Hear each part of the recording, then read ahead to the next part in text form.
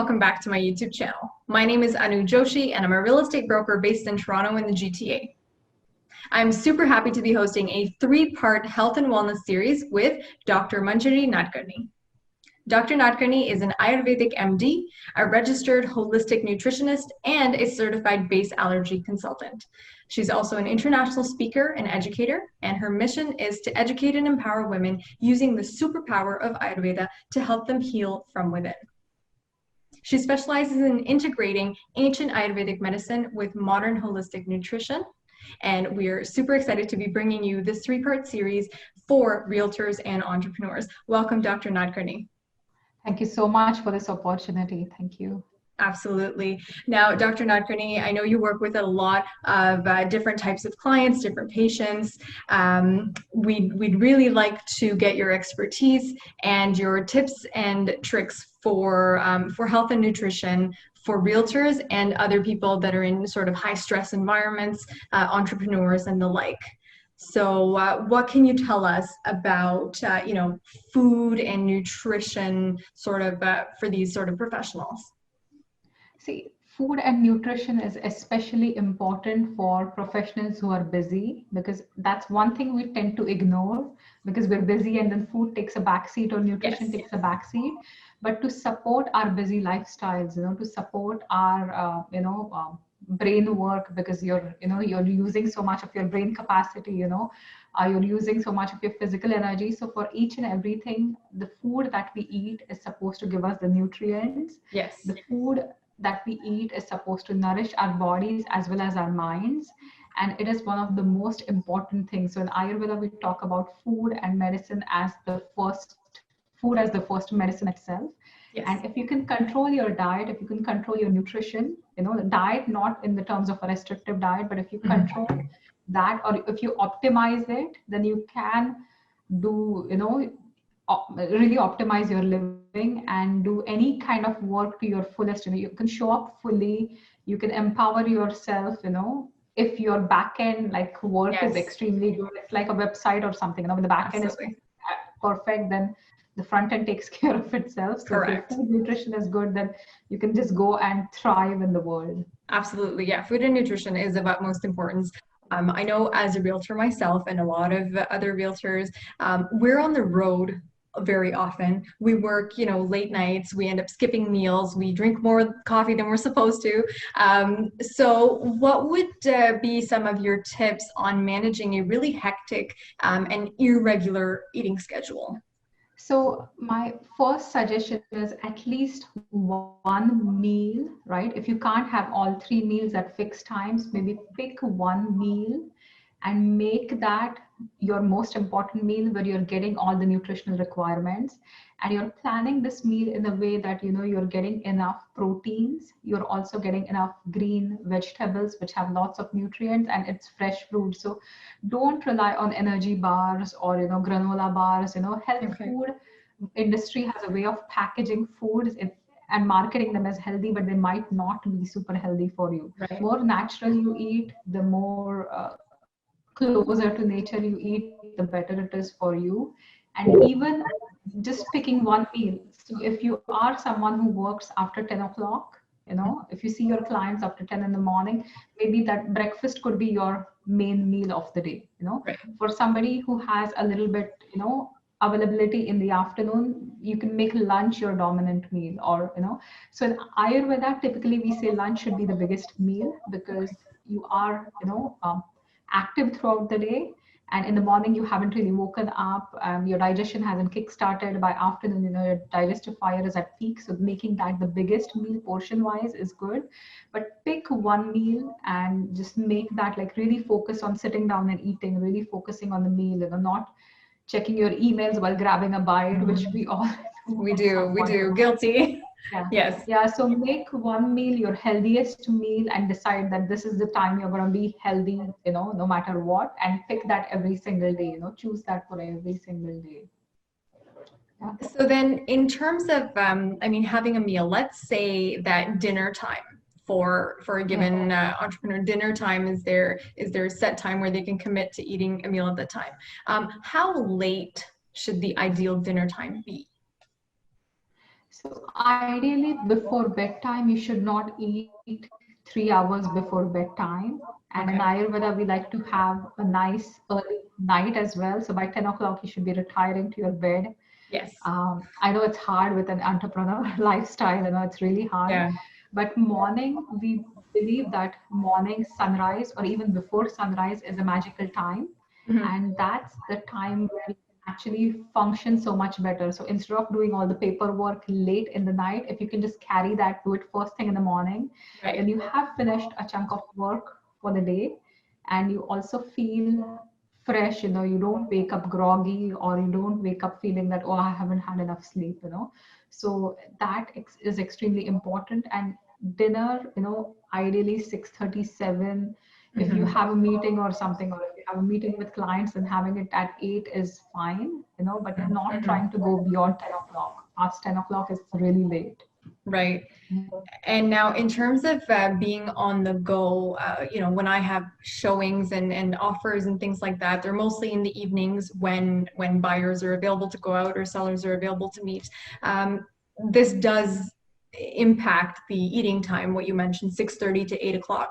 I'm usually out with clients. Yeah. So to anyone else that is, in their ideal eating time, if they have work commitments at that time, do you advise offsetting it with some, energy boosting snacks or meal replacement type snacks? Would you recommend that? So I would recommend having an earlier dinner, right? So even if you have your dinner by even 4:35 Yeah. is fine, because when you're having a full meal, it's going Mhm. to take up a lot of your digestive power to digest it, right? And then if you're hungry around 8ish, you can have another, you can maybe have a few nuts. You can have a fruit with some kind of a little bit nut butter or certain nuts. Yeah. You can have dried fruits, figs, or different things. You can do like a chia seed pudding. Okay. So there are different easier hacks, where chia seeds have good omega-3s and they have good fiber. And at night, fiber is always good to have. So you can Right. always, go for those options. Right. But a meal, when we talk about a full meal, having it earlier, is better than having it later in the day. Okay. So basically have an earlier dinner and maybe some healthy snack if you get hungry before bed.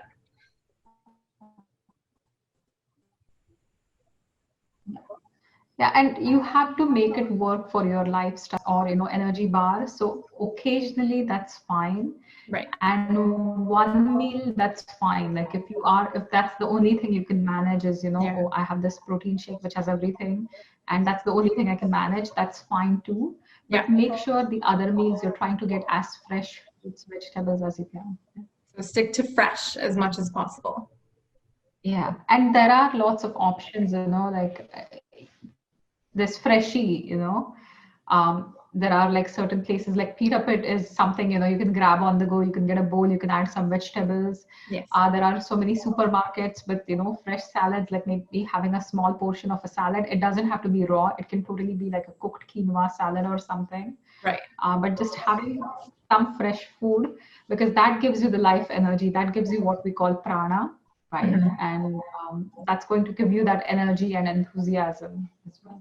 Right. So for someone that's on the go all the time, I mean, you mentioned some fantastic, pickup options that are more natural than not.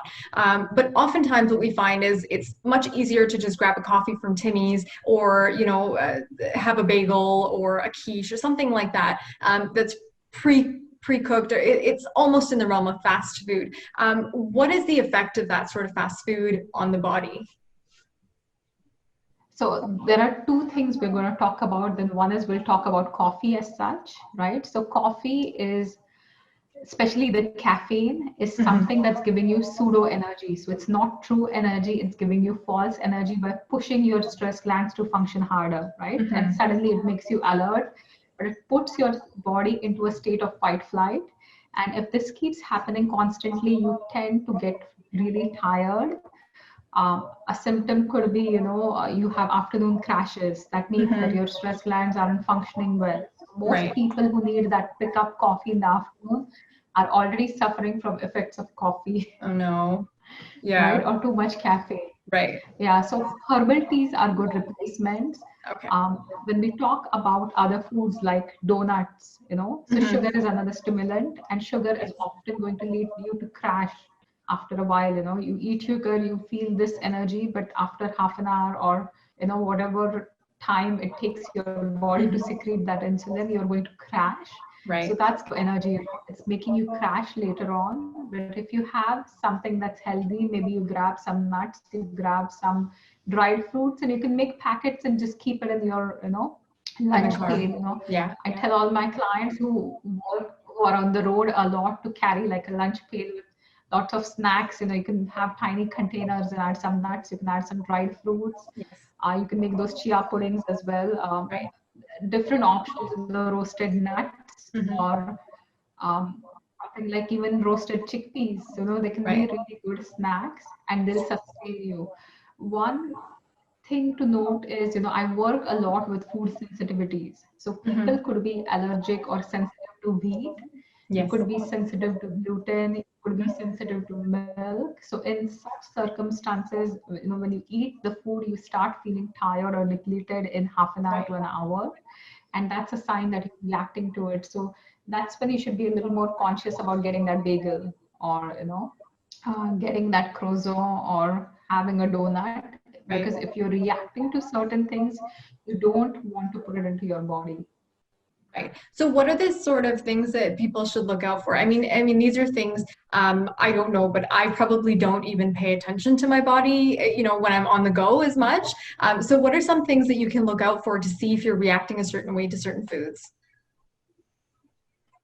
So the most common ones that you could react to are milk and milk products. A lot of people take lactose out, but whey or casein are milk proteins that you could react to. Okay. Some people react to wheat. So excess of bagels or breads or pastas, you can avoid it. You can replace it with rice noodles, or maybe choosing like vermicelli or a quinoa-based food is a better option. Right. Corn, soy are also common allergens, and sugar. Sugar can make people hyper or crash. So that's something you should be a little bit mindful about. And one other suggestion that I love to give people is, try to pick a protein at each meal, right? Okay. So don't focus too much on the carbs, try to pick a protein. So you could also pack some boiled eggs and have those in your lunch pail on the go, and they can be great snacks.